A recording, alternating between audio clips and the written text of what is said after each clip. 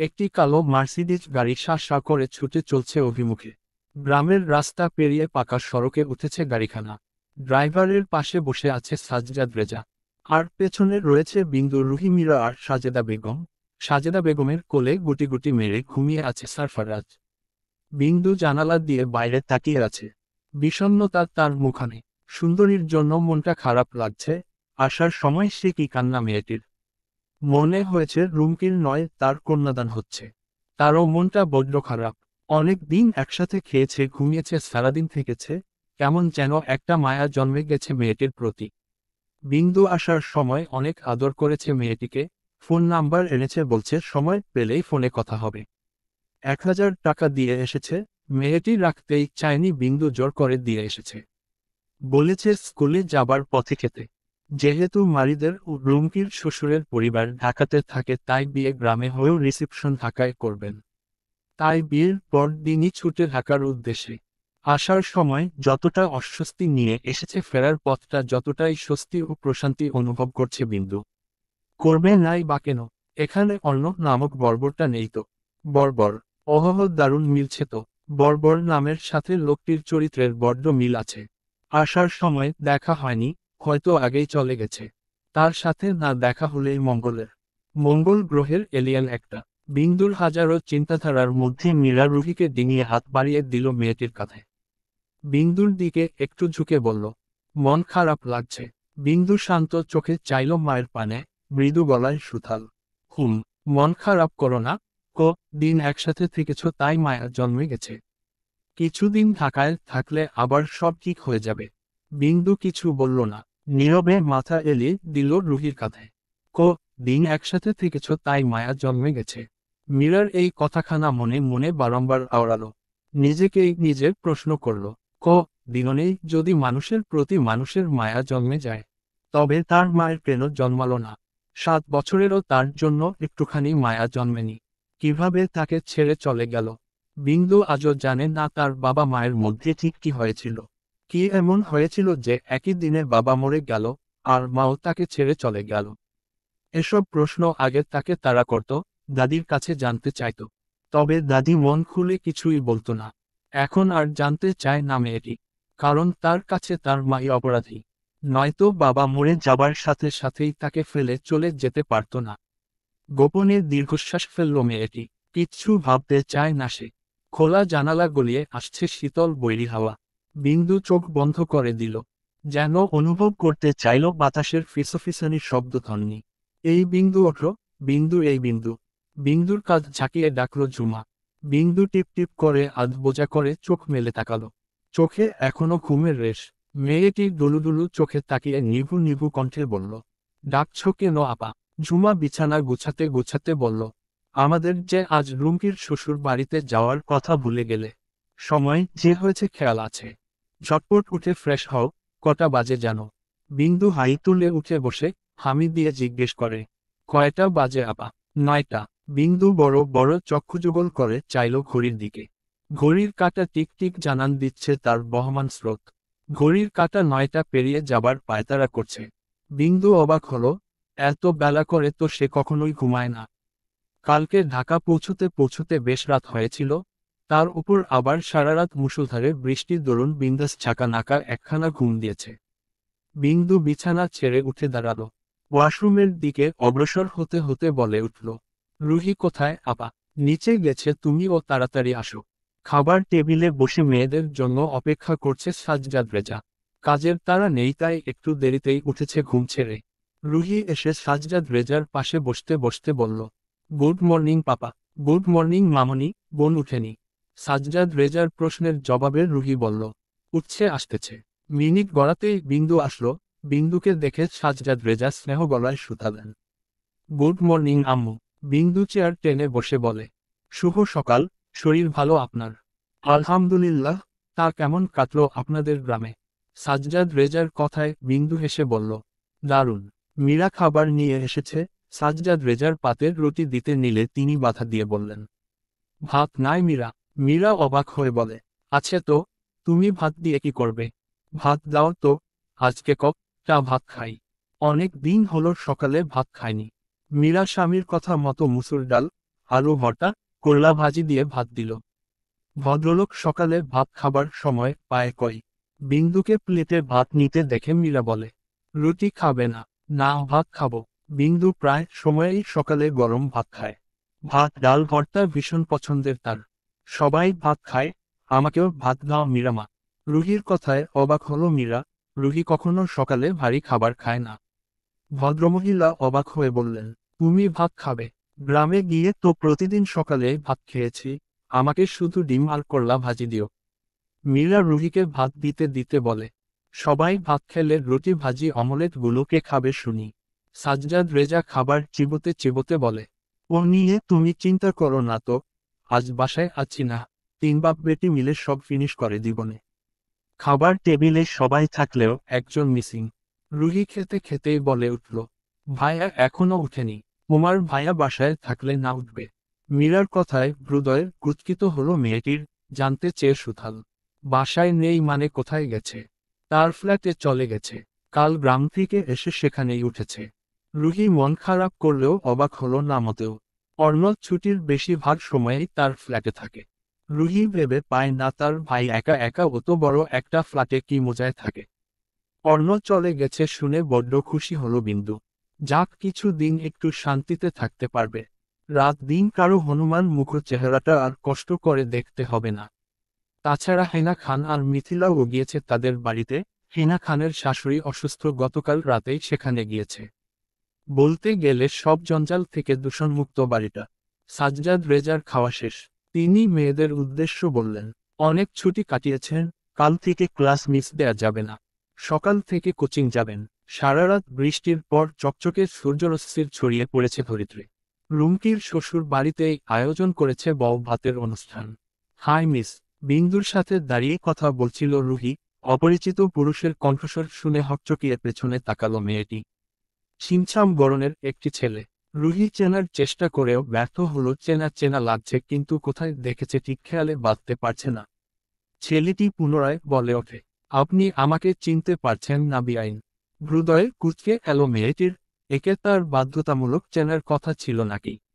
মনে মনে ভেঙচি কাটল রুহি। মুখে মিষ্টি হাসি ফুটিয়ে বলল, আপনি কোন খুঁতের মুলা ভাই, যে আপনাকে চিনতেই হবে? ছেলেটি ভরকালো হতভম্ব হলো রুহির কথা শুনে। হাসির মুখেও এমন তেতো কথা বলা যায়? ইস, কি মিষ্টি কণ্ঠস্বর! ছেলেটি বোধহয় ইমপ্রেস হলো। বিন্দু হয়তো চিনল ছেলেটিকে। সে রুহির কানে কানে ফিসফিস করে বলল, আরে এইটা তো সেই গেটের নির্লজ্জ ছেলেটা, যে টাকা নিয়ে তিরিং বিরিং করছিল, চিনতে পারছিস না? রুহি এবার চিনতে পারে। ছেলেটি জোরপূর্বক হেসে বলল, আরাব আমার কাজিন। বিয়েতে দেখা হয়েছিল, চিনতে পারছেন? আরাব রুমকির বর। জি চিনতে পারছি। আমতা আমতা করে বলল রুহি। ছেলেটি এবার খুশি হয়ে বলল, যাক তবে চিনলেন। আমি লিমন, এবার অনার্স থার্ড ইয়ারে পড়ি। আপনি কিসে পড়েন? অনার্স ফর্নার্স যেথায় পড়েন, গায়ে আপনি ভালোই পড়েন মিস্টার লেবু। বিড়বিড় করে বলল রুহি। বিন্দু নিকটে থাকায় নিভুস্বরের কথা খানা অতি গোপনেই শুনে ফেলল। যেটা শোনা মাত্রই ফিক করে হেসে ফেলল বিন্দু। সময় কাল স্থান হুঁশে আসতেই ঠোঁটে ঠোঁট চেপে হাসি আটকানোর চেষ্টা করল। কিছু না বোঝা ছেলেটি বেকুবের মতো তাকিয়ে রইল। রুহি গলা খাকারি দিয়ে বলল, আব, এবার এসএসসি পরীক্ষা দেব। এখানে দাঁড়িয়ে কি করিস? আকস্মিক সাদিকে দেখে হকচকায় রুহি। কেমন লাল লাল চোখ করে তাকিয়ে আছে তার দিকে। রুহি পুনরায় ভরকায় সাদির দৃষ্টি দেখে। আশ্চর্য, লোকটি এভাবে তাকিয়ে আছে কেন তার দিকে?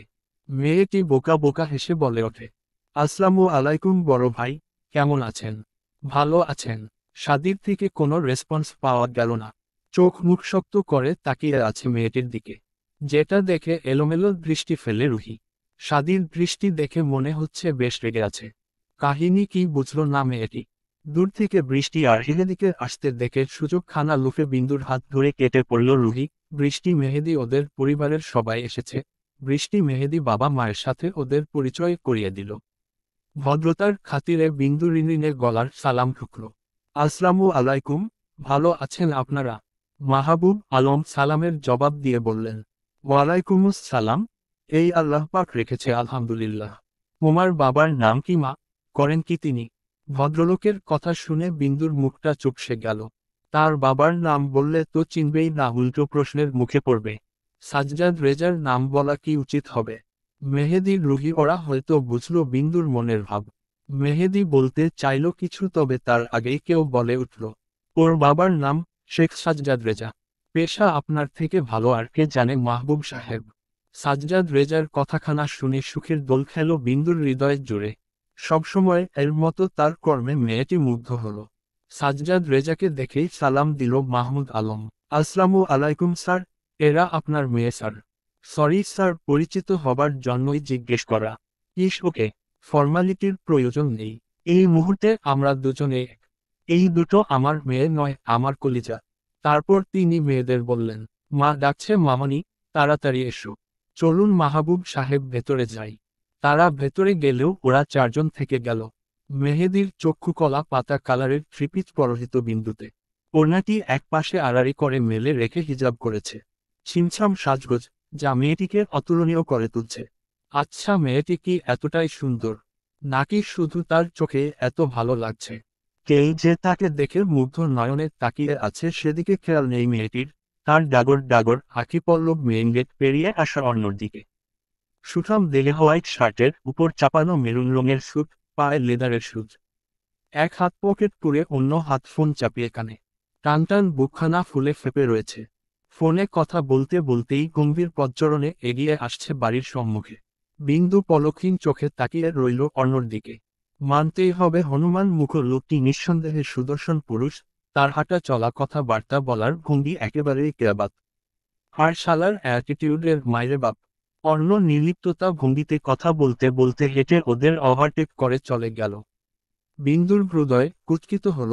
লোকটি এমন একটি ভাব দেখানোর মনে হচ্ছে তাদের দেখতে পায়নি, অথচ তাদের কাছ ঘেঁষে গেল। বিন্দু অর্ণর অ্যাটিটিউড দেখে মুখ ভেঙচি কাটল। বিড়বিড় করে আওড়ালো, শালা হনুমান মুখ নিম পাতার বড়ি। দুদিন খুব ভালোই কেটে গেল। না অর্ণ নামক বর্বর আছে, না মিথিলা হেনা আছে। পরীক্ষার বাকি বেশি নেই, প্রিপারেশন খুব ভালোই নিয়েছে বিন্দু। বাকিটা হবে যা তার ভাগ্য নির্ধারণ করা হয়ে গেছে।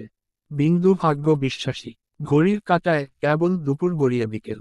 বিন্দু বিষণ্ণ মুখে বসে আছে বেকুনিতে, কিছু ভালো লাগছে না তার। রুমে টিভি আছে, তবুও দেখতে ইচ্ছে করছে না। একটি মোবাইল হলে ভালো হতো, কিছুক্ষণ সময় কাটানো যেত। চাইলে মিরর ফোন আনতে পারে, কিন্তু বিন্দু আনবে না। বিন্দু মিরর ফোন খুব একটা ধরে না, দাদির সাথে যোগাযোগ ছাড়া কখনো ধরা হয় না। বিন্দু ফুস করে শ্বাস নিল। ভালো খাচ্ছে, ভালো থাকছে, ভালো প্রতিষ্ঠানে পড়াচ্ছে, আবার ফোনও চাই তার। সে কি লোভী হয়ে যাচ্ছ? সময়টা বড্ড পানসে লাগছে। রুহির রুমে পড়ে পড়ে নাক ডেকে ঘুমাচ্ছে।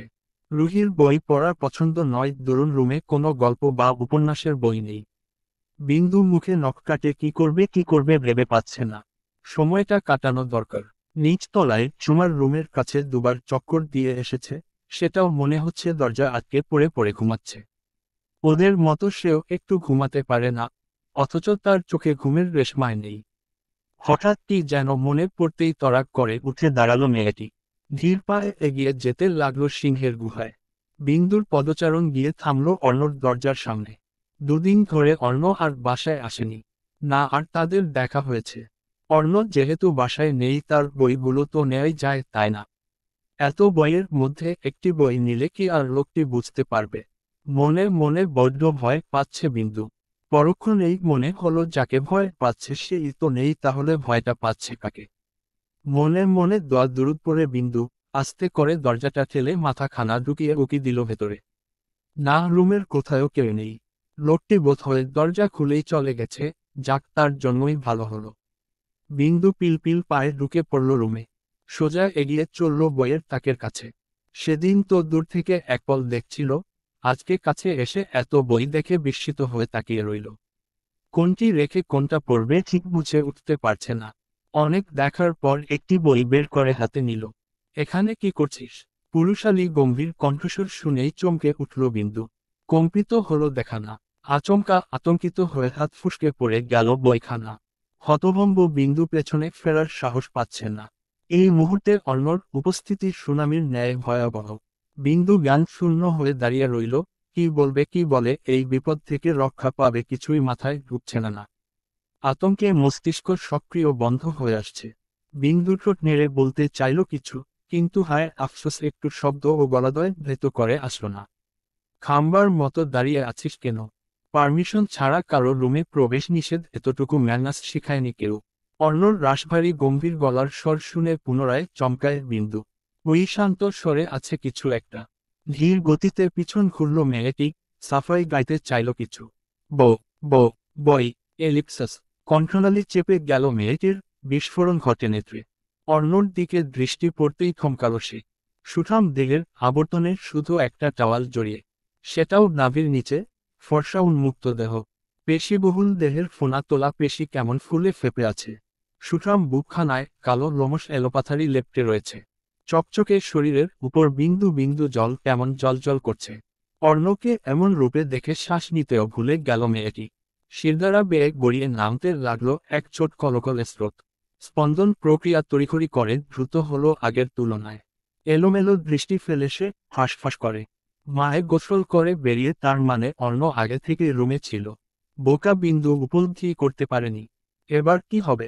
ডোক গিলতে লাগলো মেয়েটি, মরুভূমির ন্যায় শুকিয়ে যাওয়া গলাটা ভেজানোর বৃথা চেষ্টায়। কিছু বলার তাড়নায় ঠোঁট কাঁপল। এলোমেলো দৃষ্টি ফেলে কেবল মুখ খুলে বলতে চাইল কিছু। তার পূর্বের অতিরিক্ত গম্ভীর গলায় সুথাল অর্ণ। আউট। বিন্দু বইটির দিকে তাকালো।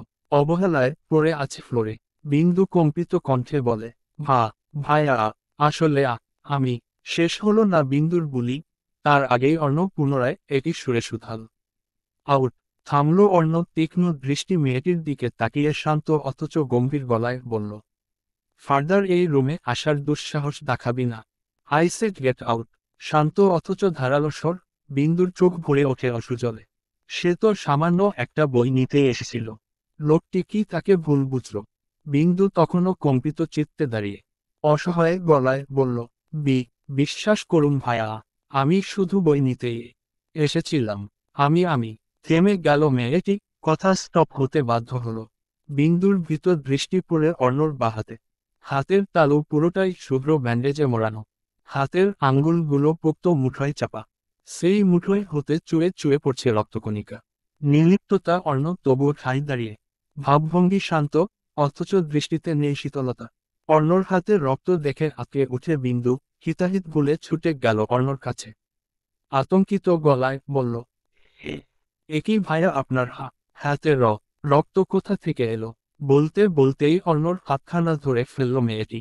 আতঙ্কিত গলায় উত্তেজিত হয়ে বলল, রক্ত? ভাইয়া রক্ত? আচমকা অর্ণর হিংস্র থাবার কবলে পিষ্ট হলো মেয়েটির গলাদয়। আকস্মিক আক্রমণে চমকে উঠে বিন্দু। আচমকা অর্ণর হিংস্র থাবার কবলে পিষ্ট হলো মেয়েটির নাজুক গলাদয়। আকস্মিক আক্রমণে চমকায় থমকায় মেয়েটি। পুরুষালী পোক্ত হাতের আঙুলের দৃঢ় তীরতায় ছটফট করতে লাগলো বিন্দু। কনিষ্ঠার ওপর অর্ণর শক্ত পোক্ত হাতখানা এতটাই কঠোর মনে হচ্ছে গলার হাড় গোড় সব ভেঙে যাচ্ছে। তরপানো বৃদ্ধি পেল বিন্দুর। এই মুহূর্তে অর্ণকে ভয়ঙ্কর রকমের ভয় পাচ্ছে সে। বিন্দুর গোটা তনুময় থরথরিয়ে কাঁপছে, মুখশ্রীতে স্পষ্ট আতঙ্কের ছাপ। ছটফট করছে নিজেকে ছাড়াতে। হাতে ঠেলে সরিয়ে দিতে চাইল সম্মুখে দাঁড়িয়ে থাকা অর্ণকে। আফসোস পুরুষালী পোক্ত হাতখানা 1 ইঞ্চি নড়াতে পারল না। অর্ণর মতো শক্তপোক্ত পুরুষটিকে ছড়িয়ে ফেলা কি এত সহজ? অর্ণ বেড সাইড টেবিলের ওপর থেকে বন্দুক হাতে তুলে বিন্দুর বুকের উপর ঠেসে ধরল। বন্দুকের নল তীব্র চাপে বিন্দুর বুকে ঠেসে ধরে গর্জে ওঠা গলায় হিসহিসিয়ে বলল, দরদ দেখাতে এসেছিস? জানের মায়া নাই? সাহস বেড়ে গেছে তাই না? কলিজা বড় হয়ে গেছে? বন্দুকের বুলেটগুলো এই বুকটায় ঢুকিয়ে দেই ঢুকিয়ে। অর্ণর এমন বাক্যের বজ্রপাতের ন্যায় আছড়ে পড়ল বিন্দুর অনন্তে। অর্ণর হাতে বন্দুক দেখে রক্ত শূন্য হয়ে গেল মেয়েটির মুখশ্রী। শরীরের কম্পন বৃদ্ধি পেল দ্বিগুণ। নিঃশ্বাস নিতে কষ্ট হচ্ছে তার। কণ্ঠনালীর হাড় গোড় বোধ হয়ে চুরমার হলো। মেয়েটির চোখ ফেটে অবিরাম গড়িয়ে পড়ছে তপ্তশ্রু। অর্ণ তখনও বিন্দুর বুকে বন্দুক ঠেকিয়ে। তীব্র ব্যথায় বিন্দু হিতাহিত জ্ঞান হারিয়ে ফেলে। গলা কাটা মুরগির মতো ছটফট করে। তবুও অর্ণকে নির্লিপ্ততা ভঙ্গিতে দাঁড়িয়ে থাকতে দেখা গেল। শ্বাসরোধ হয়ে আসছে মেয়েটির। বিন্দু নিভু নিভু অসহায় চোখে তাকিয়ে কাপা কাপা ভেঙ্গুর গলায় বলল, লাগছে ভাইয়া, প্লিজ ছেড়ে দিন আমাকে, আল্লাহ। অর্ণর চোয়াল ব্লেডের ন্যায় ধারালো হয়ে উঠল। অগ্নিস্ফুলিঙ্গ দৃষ্টিতে তাকালো মেয়েটির দিকে। তার গোলদয় বাজের ন্যায় থাবা মেরে আরো কাছে টেনে আনে মেয়েটিকে। বন্দুকের নল বোধহয় মেয়েটির বুকের উপর চামড়া ভেত করে বুকের মধ্যে ঢুকে যাচ্ছে, এতটা প্রগাঢ় অর্ণর কঠোর হাতের তীব্রতা। অর্ণ পুনরায় বন্দুকের নল ফেলে ধরল মেয়েটির বক্ষে। বজ্রগম্ভীর গলায় রি রি করে বলল, তোর মতো সস্তা নারী অর্ণর ঘৃণার যোগ্য। জানের ভয়ে থাকলে আর সামনে আসবি না। নেক্সট টাইম একেবারে জান খেয়ে ফেলবো মাইন্ডিট। বিন্দুর কর্ণে আর কিছু শ্রবণ করে না। অর্ণর কঠোর হাতের নিষ্ঠুর চাপে নিস্তেজ হয়ে আসে বিন্দুর সর্বাঙ্গ। ক্লান্ত নয়নে জমে উঠা অশ্রুকনা অনির্বাণীয় যন্ত্রণায় সাক্ষী হয়ে নীরবে গড়িয়ে পড়ে মেয়েটির মসৃণ গালদয়ে। যেন নিজের অস্তিত্ব হারাতে বসেছে মেয়েটি। মুহূর্তেই ছটফট করতে লাগলো বিন্দু, থরথর করছে তার গোটা তনুময়। তার নিঃশ্বাসটাও ক্ষীণ হয়ে আসছে। চোখ বন্ধ হয়ে এলো মেয়েটির। বিন্দু আস্তে করে নিস্তেজ হয়ে দলে পড়ল অর্ণর হাতের আজলায়। মেয়েটির এমন সেন্সলেস হয়ে পড়াটা বোধহয় ভালো লাগলো না সামনে দাঁড়িয়ে থাকা কঠিন পুরুষটির। এক প্রকার ছুঁড়ে মারার মতো বিন্দুকে ছুঁড়ে ফেলল বেদে। তার অভিব্যক্তিতে এমন যে অপ্রয়োজনীয় কোনো কিছুর জন্য বিন্দুমাত্র স্থান নেই তার কাছে। অর্ণর এমন নিষ্ঠুর গুরুত্বহীন উৎকণ্ঠায় কেঁপে উঠল মেয়েটির অচেতন দেহ। অর্ণর এই নিষ্ঠুরতা, এটা কি রুমে আসার নাকি তার পছন্দের জিনিস না বলা সত্ত্বেও ধরার? বিন্দুর ওপর এই অমানবিক আচরণ কি সামান্য তুচ্ছ বই, নাকি অন্য কিছু? রাতে গা কাঁপিয়ে জ্বর এলো বিন্দুর। রুহি বিষয়টি প্রথমে স্বাভাবিকভাবে নিলেও সময় গড়ানোর সঙ্গে সঙ্গেই তার ধারণা পাল্টে যায়। সন্ধ্যার দিকে ঘুম থেকে উঠেই দেখেছে বিন্দু কুঁজো হয়ে শুয়ে আছে। টেম্পারেচার চেক করে দেখে বুঝেছে মেয়েটির জ্বর আসছে। এখন রাত প্রায় 8টা, কিন্তু বিন্দু সেই একইভাবে শুয়ে। রুহি কিছুটা চিন্তাত হয়ে রুমে এলো। বিছানায় গুটি গুটি মেরে শুয়ে আছে বিন্দু। গায়ে একটা চাদর জড়িয়ে রাখা, যেটা সেই দিয়ে গিয়েছিল। চাদরের ভাঁজ দেখে মনে হচ্ছে নড়াচড়াবিহীন একইভাবে শুয়ে আছে বিন্দু। রুহি মেয়েটির কাছে গিয়ে বসল, গা থেকে চাদরটা সরিয়ে আলতো স্বরে রাখল, ফুলের রানী, এই ফুলের রানী, দেখি চোখ খোল। হায় আল্লাহ, এত জ্বর এলো কখন? ঘেমে নিয়ে একাকার হয়ে গেছে বিন্দু। অথচ রুমে এসি চলছে তখনও। রুহি বিন্দুর গা থেকে ওড়না টেনে সরিয়ে দিল। কুজো থেকে সোজা করে শুয়ে দিতে দিতে বলল, ইস কি অবস্থা হয়েছে, দেখি ঠিক হয়েছো ফুল। আকস্মিক থমকে যায় রুহি, বিস্ফোরিত নেত্র পল্লব তার বিন্দুর গলায়। বিন্দুর গলা অস্বাভাবিক ফুলে আছে। ফর্সা ত্বকে কালচে হয়ে থাকা দাঁত স্পষ্ট দাড়ি। কেউ মেয়েটির গলা খুব শক্তভাবে চেপে ধরেছিল, বেশ ভালোই বোঝা যাচ্ছে। বিন্দুর গলার এই করুণ অবস্থা দেখে চমকায় থমকায় রুহি। এই সরল মেয়েটির সাথে কে করেছে এই নিষ্ঠুর কাজ? গালে চাপড় মেরে 2-3 বার ডাকলো মেয়েটিকে, বিন্দুর কোনো রেসপন্স নেই। একেবারে নিস্তেজ হয়ে পড়ে আছে। রুহি ঘাবড়ে গিয়ে চেঁচিয়ে উঠল, পাপা, পাপা, মীরা মা কোথায় তোমরা? জলদি এসো। পাপা, সাদিয়া আর মারিদ এসেছে অর্ণর খোঁজে। সকাল থেকে অর্ণকে ফোনে পাচ্ছে না তারা, ইনফর্ম পেয়েছে অর্ণ এখানে আছে তাই আসা। তারা এসে কেবলমাত্র বসেছে। মীরা আর সাজজাদ রেজাও রয়েছে সেখানে। আচমকা রুহির চিৎকারে চমকে উঠল উপস্থিত সকলেই। হতবুদ্ধি সাদি ছুট লাগালো সিঁড়ি বেয়ে ওপরে, বাকিরাও ছুটল পিছু পিছু। রুহি বিন্দুর পাশে বসে তাকে অনাবর্ত ডাকছে। সাদি ছুটে এসে দাঁড়ালো রুহির কাছে, মেয়েটির গালে হাত দিয়ে অস্থির কণ্ঠে জিজ্ঞেস করে, কি কি হয়েছে কলিজা? কাঁদছিস কেন? বল আমাকে। রুহির চোখে পানি দেখে অস্থির হয়ে পড়ে সাদি। সে রুহির চিন্তায় এতটাই হাইপার হয়েছে যে রুহির কোলের মধ্যে লুটিয়ে থাকা বিন্দুতে নজর পড়েনি তখনও। আর না অবচেতনে বসে থাকা রুহি শুনল না প্রেমিক পুরুষের ব্যাকুল প্রেময় সমর্থন। রুহি বিন্দুকে দেখিয়ে কম্পিত গলায় বলল, দেখুন না আমার ফুলের রানীর কি হলো। এবার সাদির নজরে আসলো বিন্দু, ততক্ষণে সবাই এসে হানা দেয় রুহির রুমে। মীরা বিন্দুকে কোলের মধ্যে টেনে নিলেন, নিভু নিভু নিঃশ্বাস নিচ্ছে বিন্দু। ছোট্ট দেহটাখানা ভূমিকম্পের ন্যায় কাঁপছে। সাজ্জাদ রেজা সাদি সহ বসার দৃষ্টি বিন্দুর গলায়। কালচে হয়ে থাকা চিহ্নই বলে দিচ্ছে কেউ কতটা নিষ্ঠুর নির্দয়ভাবে মেয়েটির গলা চেপে ধরেছে। মেয়েটির ফর্সা মুখটা ফ্যাকাশে থকথকে হয়ে আছে। মীরা থমকানো চোখে তাকিয়ে রইল বিন্দুর পানে। তিনি হতবাক কণ্ঠে বলে, বিন্দুক না, এই বিন্দুক না, দেখি চোখ খোলো মা। এটা কি করে হলো? ও তো কোথাও যায় ও না। স্কুল থেকে তো ভালো মানুষ আসলো, দুপুরে খাবার সময় তো ঠিক দেখলাম। এই গলার দাগ দেখে তো মনে হচ্ছে কেউ ওর গলা টিপে ধরেছিল। রুহানি স্কুলে কি কিছু হয়েছিল? রুহি মাথা নাড়িয়ে বলে ওঠে, না মা, ও তো সারাক্ষণ আমার সাথে সাথেই ছিল। সেখানে মেহেদি বৃষ্টি উঠছিল, এমন কিছুই ঘটেনি। সাজ্জাদ রেজা ক্রুদ্ধ কণ্ঠে বলল, কার এত বড় কলিজা হলো আমার মেয়ের গায়ে হাত তুলেছে? ভাই অর্ণ তো রুমে নেই। কথাখানা সাদির কানের কাছে ফিসফিস করে বলল মারিদ। সাদির তীক্ষ্ণ দৃষ্টি তখনও বিন্দুর ক্ষতে। বুদ্ধিমান সাদি যেন অনেক কিছুই বুঝে ফেলল। এমন নিষ্ঠুর কাজ করার জন্য সে ছাড়া আর কে আছে এই বাড়িতে? সাজ্জাদ রেজা বিন্দুর কপালে হাত দিয়ে ওর টেম্পারেচার চেক করতে করতেই ঝুমাকে বললেন, জ্বরে তো ওর গা পুড়ে যাচ্ছে। ঘর থেকে আমার ফোনটা নিয়ে আয় ঝুমা। ডাক্তার পাটোয়ারিকে ইনফর্ম করতে হবে। ডক্টর মারুফ পাটোয়ারি হচ্ছে শেখ পরিবারের ফ্যামিলি ডক্টর। সাজ্জাদ রেজার কথা শুনে সাদি বলে ওঠে, ডক্টর পাটোয়ারি এই মুহূর্তে ঢাকায় নেই মামা, ওকে এখনই হসপিটালে নিতে হবে। মাদির গাড়ি বের কর, আমি ওকে নিয়ে আসছি। মারিদ ছুট লাগালো নিচে। অচেতন বিন্দুকে কোলে তুলে নিল সাদি। মীরা মেয়ের চিন্তায় পাগল প্রায়। কান্নারত রুহি সাদির সাথে পা মিলিয়ে অস্থির কণ্ঠে বলল, আমার ভীষণ ভয় লাগছে। আমার ফুলের কিছু হবে না তো সাদি ভাই? সাদি সিঁড়ি বেয়ে নামতে নামতে স্নেহের সহিত বলল, কিছু হবে না তোর ফুলের, আমরা আছি না। চিন্তা করিস না, সাবধানে আয়। হসপিটালে আসার পথে ডক্টর ইনফর্ম করেছে, মীরার পরিচিত এক মহিলা ডক্টর। বিন্দুর পালস খুবই ধীর গতিতে চলছে। জ্বরে পুড়িয়ে দিচ্ছে মেয়েটির গোটা তনুময়। ডক্টর চেক আপ করে বেরিয়ে এলো। মীরা তাকে দেখেই অস্থির কণ্ঠে বলল, ডক্টর মোনালিসা, আমার মেয়ের কন্ডিশন কি দেখলেন? ওর জ্ঞান কেন ফিরছে না? কোনো কিছু নিয়ে হয়তো অতিমাত্রিক ভয় পেয়েছে। ভয়ে প্যানিক করছিল, অতিরিক্ত জ্বরে সেন্সলেস হয়ে গেছে। গলায় আঘাতের চিহ্ন, কেউ হয়তো খুব বাজেভাবে গলা চেপে ধরেছিল। এখন ভয়ের কিছু নেই, ঔষধ লিখে দিয়েছি, দুদিন গলায় কোনো প্রকার চাপ দিতে পারবে না। By the way Mrs Sheikh, ছোট্ট মেয়েটির সাথে এমন অমানবিক আচরণ করেছে কে? সরি, এই প্রশ্ন করার রাইট আমার নেই। আপনি আমার পূর্ব পরিচিত তাই জিজ্ঞেস করা। মীরা তাকালো ডক্টর মোনালিসার পানে ভারাক্রান্ত গলায় বলল, এখনো জানতে পারিনি ডক্টর, যেই করুক তাকে আমি ছাড়ব না। ওর জ্ঞান কখন ফিরবে ডক্টর? গলায় ক্ষত ছাড়া শরীরে আরো কিছু দেখলেন? কোনো অযাচিত আলামত? বুঝতে পারছেন আমি কি বলতে চেয়েছি?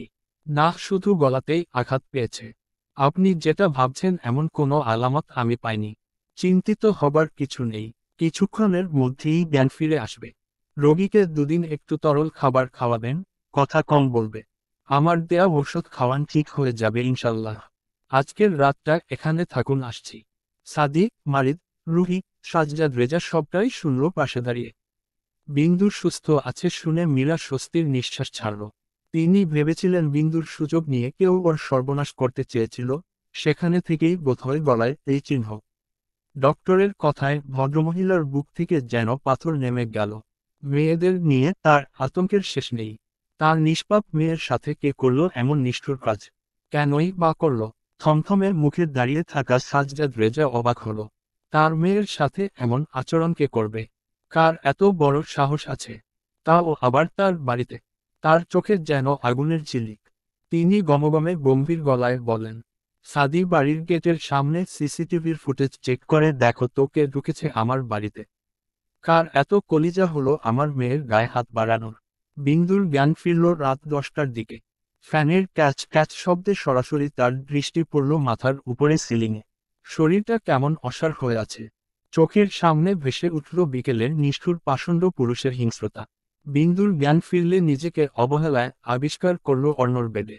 গলায় হাত দিয়ে ডুকরে কেঁদে ওঠে বিন্দু। নিস্তেজ নিস্তব্ধ কামরায় নিজের গলার স্বর শুনে চমকায় বিন্দু। কান্নার শব্দ বেরল না। কথা বলতে চাইলেও তার কণ্ঠ ভেত করে কোনো শব্দ বের হচ্ছে না। মেয়েটি নিজের গলায় হাত দিয়ে বোবা কান্নায় ভেঙে পড়ে। একটা বইয়ের দাম কি তার জীবনের চেয়েও বেশি? সামান্য একটা বই ধরার অপরাধে লোকটা তাকে মেরে ফেলতে চেয়েছিল। লোকটা তাকে এত ঘৃণা করে কেন? কি অপরাধ তার? নিজের শরীরটাকে টেনে হিঁচড়ে অর্ণর রুম হতে বেরিয়ে এলো মেয়েটি। রুহি তখনও ঘুমিয়ে তার পাশে আস্তে করে শুয়ে পড়ল সে। তারপর কি হলো আর কিছুই মনে নেই। নিজেকে বড্ড অসহায় বোধ করল মেয়েটি। আজ যদি তার বাবা বেঁচে থাকতো তাহলে হয়তো এই দিন আসতো না। না তার মায়ের এখানে বিয়ে হতো, না অর্ণ নামের পাষণ্ড পুরুষের সাথে তার দেখা হতো। জলপ্রপাতের ন্যায় চোখের কোণে গড়িয়ে চলে টুপুর টুপুর বৃষ্টি। মীরা ওয়াশরুম হতে বেরতেই দেখল বিন্দু এক দৃষ্টিতে তাকিয়ে আছে ফ্যানের দিকে। তার চোখের কোণে জ্বলজ্বল করছে অশ্রু। তিনি ছুটে যায় মেয়ের কাছে। চোখের পানি মুছে দিয়ে অস্থির কণ্ঠে বলে, কষ্ট হচ্ছে মা? এই তো মা আছি না। কোথায় কষ্ট হচ্ছে বল আমাকে। দেখি কাঁদে না মা। মাকে বল কে করেছে এই কাজ। বাবা কেন চলে গেল মা? তুমি আমি বাবা মিলে একটা ছোট্ট সংসার হলে কি খুব বেশি ক্ষতি হয়ে যেত? বাবা বেঁচে থাকলে তোমাকে আর বিয়ে করতে হতো না। আমিও আসতাম না তোমার সংসারে। বাবা কেন চলে গেল? কেন? নিভু নিভু গলায় ভেঙে ভেঙে কথাগুলো বলল বিন্দু। তার কণ্ঠে ছিল একরাশ অসহায়ত্ব, আকুলতা, ব্যাকুলতা। মেয়ের মুখে এমন কথা শুনেই বুকটা কেঁপে উঠল মীরার। তার মেয়ে কি বাবা মায়ের অভাব ফিল করে? কতটা কষ্ট লুকিয়ে রাখলে এভাবে বলতে পারে? মীরার গলার স্বর শুনে সাজ্জাদ রেজা রুহি ভেতরে এসেছিলেন, তবে বিন্দুর কথা শুনে তারা থমকে দাঁড়ায় দরজার কাছেই। সাজ্জাদ রেজা এগিয়ে গেল বিন্দুর কাছে, মেয়েটির মাথায় হাত বুলিয়ে আদর করে বলল, আমার মায়ের এই অবস্থা কে করেছে বলুন আম্মু। তার নাম বলুন। সাজ্জাদ রেজার কথায় জবাব দেয় না মেয়েটি, ভেঙ্গুর গলায় বলে, আমি আমার দাদির কাছে যাব। আমাকে দাদির কাছে দিয়ে আসুন প্লিজ। বিন্দু দাদির কাছে চলে যাবে শুনে অস্থির হলো মীরা। সাজ্জাদ রেজা তাকে ইশারা করে শান্ত থাকতে বলে। সে বিন্দুর মাথায় হাত বুলিয়ে দিতে দিতে পুনরায় বলল, আচ্ছা দিয়ে আসব। এখন তো আপনি অসুস্থ, আগে সুস্থ হন তারপর দিয়ে আসব। এখন বাবাকে বলুন তো আপনার সাথে কে করেছে এই আচরণ। বিন্দু মাথা নিচু করে ফেলল। ওই নিষ্ঠুর পুরুষটির নামও নিতে চায় না সে। তাছাড়া সাজ্জাদ রেজা তাকে যতই ভালোবাসুক না কেন, অর্ণ তো তারই সন্তান। বিন্দুকে চুপ করে বসে থাকতে দেখে রুহি বলল, কথা বল ফুল, যে করেছে তার নাম বল। তুই তো আমার সাথে সাথে ছিলি, কোথায় বসে হলো এটা? কে করেছে? কেউ না কেউ নয়। আমাকে আমার দাদির কাছে দিয়ে আসুন প্লিজ। দয়া করে আমাকে পাঠিয়ে দিন আমার গ্রামে। বিন্দু বারবার একই কথা বলছে। সে থাকবে না এখানে। তার দাদির কাছে দিয়ে আসতে বলছে। সাদি মারিদ ভেতরে ঢুকে শুনতে পেল সবটাই। সাদি একটি চেয়ার টেনে বসতে বসতে বলল, মামা মামি আপনারা একটু বাইরে যান প্লিজ। আমি দেখছি বিষয়টি। মীরা আর সাজ্জাদ রেজা হাল ছেড়ে দিয়ে বাইরে চলে গেল। তারা জানে সাদি নিশ্চিত বের করতে পারবে কিছু। সাদি তাকালো বিন্দুর দিকে। থমথমে গলায় জিজ্ঞেস করল, কেন বলছো না কিছু বিন্দু? আচ্ছা আমাদের কাছে বলো কে করেছে বলো। বিন্দু গুটিয়ে নিল নিজেকে। সাদি বুঝল এভাবে হবে না। তার কোথাও একটা মনে হচ্ছে অর্ণ এই কাজ করেনি। অর্ণ এমন আচরণ কেন করবে? সাদি আর একটু এগিয়ে এসে বসল বিন্দুর কাছে। তার হাত রাখল মেয়েটির মাথায়, স্নেহের হাত বুলিয়ে দিতে দিতে বলল, আমি তো তোমার ভাইয়ের মতো, ভাইকে বলবে না? থেমে গেল সাদি। পুনরায় গম্ভীর হয়ে বলল, এটা অর্ণ করেছে তাই না? বিন্দু এবারও কোনো জবাব দিল না, দাঁড়ি হাঁটুতে মুখ বুজে ফুপিয়ে কেঁদে উঠল। ব্যাস, সাদি তার প্রশ্নের জবাব পেয়ে গেল। বিন্দু মুখে না বললেও বিন্দুর ভীত মুখশ্রী দেখে সবটা স্পষ্ট। রুহি হতভম্ব হয়ে বসে রইল। তার ভাই যে এমন কিছু করবে স্বপ্নেও ভাবেনি। এত পাষণ্ড হলো কবে তার ভাই? দরজার ওপাশে দাঁড়িয়ে থাকা সাজ্জাদ রেজা আর মীরা হতবুদ্ধি হয়ে দাঁড়িয়েই রইল। তাদের ভাবনাতেও আসেনি অর্ণ এই কাজ করেছে। ছেলেটির এত অধঃপতন ঘটালো কবে? সাদি মারিদ দাঁড়িয়ে আছে অর্ণর ফ্ল্যাটের দরজার সামনে। বিন্দুর কাছে সবটা শুনে তখনই হসপিটাল হতে বেরিয়ে এসেছে। একবার দুবার করে একাধিকবার কলিং বেল বাজালেও কেউ দরজা খুলল না। সাদির আগে গোজগোজ করতে করতে সজোরে এক লাথি মারল দরজায়। কয়েক সেকেন্ডের মধ্যেই দরজা খুলল অর্ণ। দরজাখানা খোলার সাথে সাথেই সজোরে এক ঘুষি পড়ল অর্ণর পেশিবহুল দেহে। সাদি অর্ণর কলার চেপে ধরে রাগে রি করে বলল, তোর এত সাহস হলো কি করে ওর সাথে এমনটা করার? তোকে বলছি না, ভালো না লাগলে ওকে এড়িয়ে চলবি। সামান্য একটা বইয়ের জন্য অমানুষের মতো আচরণ করলি কেন? জবাব দে অর্ণ। অর্ণ গম্ভীর নির্লিপ্ততা ভঙ্গিতে দাঁড়িয়ে নিজ কলার হতে সাদির হাতটি ঝাড়া দিয়ে ফেলে দিয়ে গম্ভীর স্বরে বলল, অন্যায় করেছে তাই শাস্তি পেয়েছে, কলার ছাড়। তুই জানিস তুই কি করেছিস? তোর নিষ্ঠুরতায় এতটুকু মেয়েটিকে এই রাতের বেলায় হসপিটালে অ্যাডমিট করতে হয়েছে। তুই রাগী যেদি জানি তাই বলে অতটুকু মেয়েটিকে তোর রাগের শিকার করবি? লেফটেন্যান্ট শেখ নওফিল অর্ণ তো এমন বুদ্ধিহীন অমানবিক নয়। তবে ওর সাথে এমন আচরণের মানে কি? অর্ণ তখনও ঠাই দাঁড়িয়ে। মারিদের কথায় সেই একই ভঙ্গিতে বলল অর্ণ। কৈফিয়ত চাইছিস? বাটা, নট ইন্টারেস্টেড। সাদি লাল লাল চোখে চাইল অর্ণর দিকে। গম্ভীর স্বরে বলল, ইন্টারেস্টেড। কৈফিয়ত দিতে বাধ্য তুই। আমি ওর ভাই হয়ে জানতে চাই, বল কিসের অপরাধ ওর? কোন অধিকারে ওর গায়ে হাত তুলছিস? ওর সাহস হলো কি করে আমাকে জ্বালানোর? এটাই ওর অপরাধ, আমাকে জ্বালাতে। আসলে সেই অনলে ওকে পুড়িয়ে ছারখার করে দেব আমি। অর্ণর কথা শুনে ভ্রু কুচকাল মারিদ, গমগমে গলায় বলে উঠল, ও তোকে কবে কিভাবে জ্বালালো অর্ণ? ভাই কিসের এত রাগ তোর ওর ওপরে? একটু বলবি? সাদি চোখ বন্ধ করে রাগটুকু সামলায়। গম্ভীর স্বরে বলে, লাস্ট টাইম বলি অর্ণ, যেহেতু ওকে বোন হিসেবে মানিস না তবে ওর থেকে দূরে থাক। অর্ণ নিরুয়ার। মারিদ এবার খেয়াল করল অর্ণর দিকে। সে ভ্রু কুচকে তাকিয়ে বলল, কোথায় যাচ্ছিস তুই? ইমেইল এসেছে, মিশনে যেতে হবে। কখন এলো? একা একাই যাচ্ছিস, বলবি না আমাদের? অবাক হয়ে জিজ্ঞেস করল মারিদ। অর্ণ পায়ে বুট পড়তে পড়তে বলল, তোদের বলা কি আমার ডিউটি? তোদের ফোন নিশ্চয় আমার পকেট নেই। ইচ্ছে হলে যাবি, নয়তো না যাবি, আমার কি? বক বক করা শেষ হলে আয়, নয়তো থাক। সাদি মারিদ ফোন চেক করে হতভম্ব হল। সন্ধ্যায় ইমেইল এসেছে, জরুরি ভিত্তিতে যেতে হবে। বিন্দুকে নিয়ে ব্যস্ত থাকায় আর খেয়াল করেনি। তাই বলে অর্ণ তাদের বলবে না। অর্ণ সিঁড়ি বেয়ে উপরে উঠতে উঠতে রাশভারী গলায় বলে, তোর বোনকে সাবধান করে দিবি, ভালো হয়ে যেতে বলবি। বিকজ তার কপালে শনি লেগে গেছে। আমাকে আমার মতো থাকতে না দিলে আইশোর জান খেয়ে ছাড়ব। শেখ নফিল। অর্ণর থাবা থেকে তাকে কেউ বাঁচাতে পারবে না। উদ্ধৃতি চিহ্ন।